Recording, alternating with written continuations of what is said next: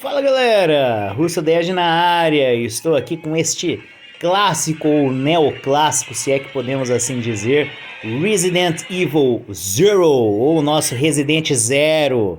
Esse jogo, né, que foi lançado lá na primeira década deste século em que estamos, né, no início dos anos 2000, e que primeiramente era uma exclusividade da Capcom para o Nintendo GameCube, né? Ele surpreendeu muita gente por dois motivos. Primeiramente, pela qualidade do jogo. O jogo tem uma qualidade absurdamente grande, considerando, né, o período em que ele foi lançado, e foi um dos, né, primeiros grandes jogos de outros estúdios ou de outras produtoras a utilizar, né, nesse sentido, o potencial, se não o potencial máximo, próximo do potencial máximo do Nintendo GameCube. Obviamente, né, a gente tem que trazer a lembrança também, né, de que além de ele ser um jogo exclusivo naquele momento para o Nintendo GameCube, ele também teve lá o seu parceiro de crime, por assim dizer, que foi o Resident Evil 4.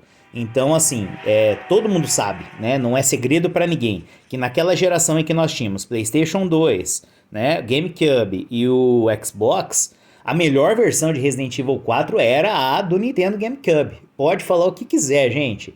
O PlayStation 2 teve ali uma versão que foi um port da versão do GameCube, né? E eu não tô querendo criar polêmica, né? Eu joguei muito a versão do PS2, porque primeiramente eu tive um PS2 naquela época, né? E depois, quando tive a oportunidade de ter um GameCube, eu pude comprovar tudo aquilo que as revistas, publicações, sites já haviam dito, que era a questão de que a versão do Nintendo GameCube era melhor do que a versão do PlayStation 2, inegavelmente, do ponto de vista gráfico, do ponto de vista da jogabilidade, do ponto de vista sonoro, tudo era melhor no GameCube naquele momento do que no PlayStation 2. E o Resident Evil Zero provou, né, que isso não era uma mera coincidência, que além das condições de desenvolvimento para o Nintendo GameCube terem, obviamente, um melhor potencial, é só a gente comparar, né, o Jackal, né, que foi a unidade de processamento utilizada principal, Flipper Jackal, né, que a gente chamou carinhosamente naquela época, né, ele tinha ali uma condição 2 vezes maior do que o Emotion Engine, né, que foi o processador gráfico central, né, o processador central, perdão, do PlayStation 2. Então você está falando de um processamento de 486 que chegava até quase 500 MHz naquela época, contra um Emotion Engine que tinha ali a sua capacidade de 233 MHz, né, no PlayStation 2. Mas isso não é uma questão simplesmente, porque aí a gente está falando de clock, né, velocidade, a gente tem que pensar no todo. E falando do jogo Resident Zero, ele traz para nós uma novidade muito interessante. Primeiro, é um prelúdio, né? Então é uma história de origem, por assim dizer, que fala dos eventos relacionados a Raccoon City sob uma outra perspectiva e dá para nós uma visão, né, dos acontecimentos paralelos ou que antecederam então ali, né, o contágio, né, pelo T-Virus na nossa querida e amada cidade de Raccoon. Também, né, dá para nós uma visão diferente da forma de jogar Resident, apresentando para nós um modo cooperativo que você podia jogar ali, trocando entre os personagens e utilizando as habilidades distintas desses personagens, né, para que pudéssemos então ali avançar no jogo. E é muito simples, enquanto a Rebecca Chambers tinha uma capacidade e uma agilidade maior e etc, o Cohen, né, ele tinha a capacidade da força bruta, por assim dizer, certo?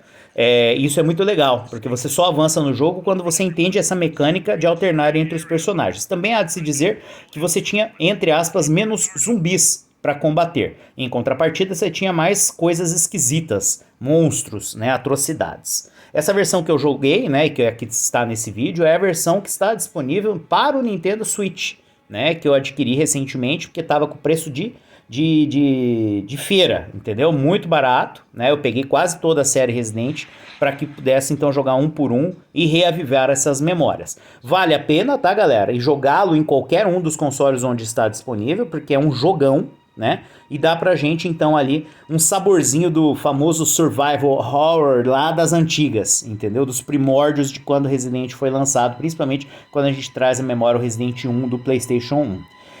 Isso aí, galera. Se você gostou, deixa o seu like, né? Curta, compartilhe com seus amigos e com todos aqueles que sabem que gostam dessa nostalgia em games. Se inscreve no canal e ativa o sininho. Um forte abraço e até a próxima!